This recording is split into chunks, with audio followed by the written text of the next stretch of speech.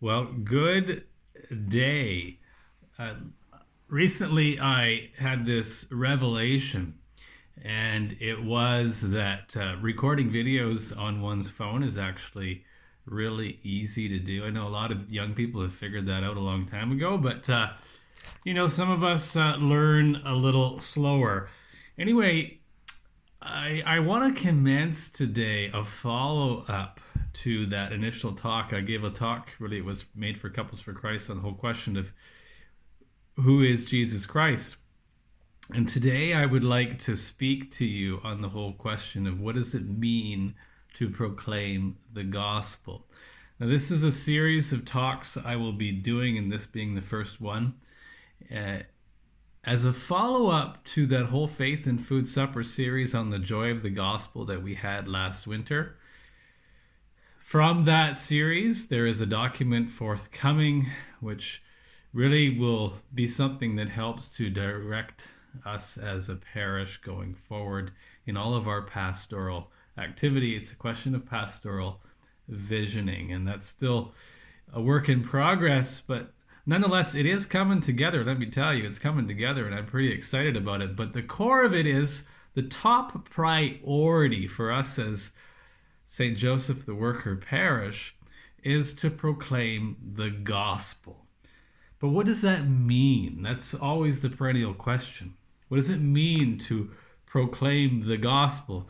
At the end of every Mass, we get sent out to go and announce the gospel. If I say the words properly, that's really what the words are. Go and announce the gospel. Go and announce something fresh, something new, something joyful, something that can be received as good news. Now, it comes down to this. There's this something called the kerygma of our faith, the core of what we believe, the Paschal mystery. That is the good news revealed in the Gospels themselves, that we had a good God who came into this world, lived, died, and rose for our salvation. That's something that we, as Christians, from our baptism, are sent to proclaim over and over and over again. There are other things that have become part of what we do, because when you're in the world, there are many things that one is called to do and sent to do in the world. And so very often we might feel this need that we need to speak out politically. We might feel this need that we need to explain what the church teaches on so many different things, because the church teaches so many things on so many things. And all of that is important. That's all very true. But what we never want to do is bury the good news of that initial proclamation, that initial encounter with a God who loves us, and a God who has shown that love for us by coming into this world, living, dying, and rising for us. To preach the gospel is the baptismal vocation. And that's something that obviously St. Francis of Assisi knew very well, because right in the very first rule of St. Francis, the first rule is to live the holy gospel of Jesus Christ. And it's an interesting story as a background to that, because St. Francis didn't want to rule for religious life. He wanted to live the gospel. That was what he saw his vocation. And he went to see the Pope. It was Pope Honorius III at the time, who actually received him, because St. Francis's witness to the gospel was that authentic. Here was this poor fellow from Assisi. Actually, he wasn't poor initially. He chose to be poor.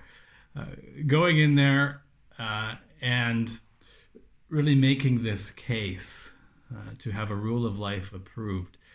And the church pushed back and said, well, you need a rule. You need a rule that is actually something. And the dialogue was kind of St. Francis saying, well, I don't want to rule, I just want to live the gospel. And that, therefore, is what the Franciscan rule is based on. So it becomes something very important to me. And you know the words that are attributed to St. Francis: preach the gospel at all times, when necessary, even use words. But it is something, again, for all Christians. Every time there has been a renewal in the church, we come back to that.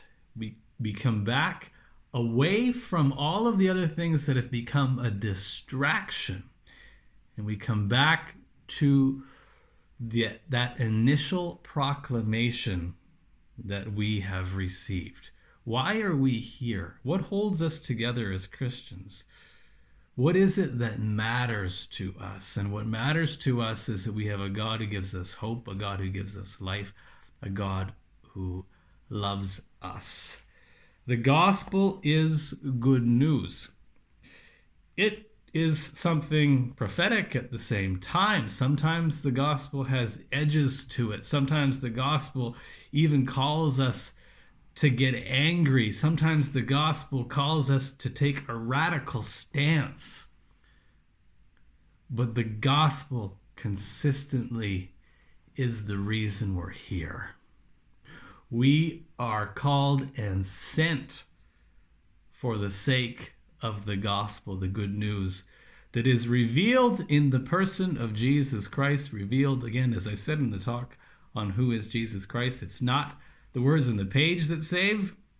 It's the person the words on the page speak to, the words made flesh in Christ alone. The good news is the Paschal mystery. The good news is that we have a God who lived, died, and rose for us. That's the gospel. It's the core of our faith, the kerygma. It's the initial proclamation that was given to us through our baptism. It's why we are Christian. It is what we are sent to proclaim every time we gather and are sent out as people of faith. What does it mean to preach the gospel? Well, it means to proclaim why we are Christians.